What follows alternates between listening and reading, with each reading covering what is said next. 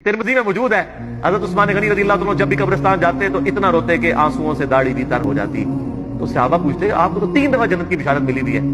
तो आपने फरमाया कि मैंने खुद नबी अलैहिस्सलाम से सुना हुआ है कि कब्र आखिरत की मंजिलों में से पहली मंजिल है, जिसकी ये मंजिल आसान हुई उसकी अगली मंजिलें आसान होगी, जिसकी ये फंस गई अगली मंजिलें उसकी मुश्किल तर मुश्किल।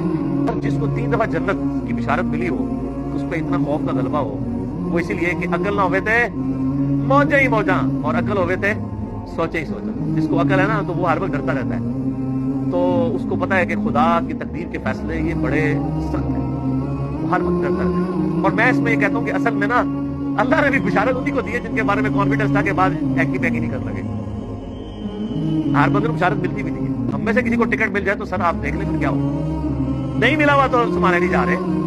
हर जनाब बार दुआ करते हैं अल्लाह जो कुछ भी है तेरे बाबू की उम्र से करना कराना कुछ भी नहीं, तो इसलिए हमें बिशारतें मिली हैं।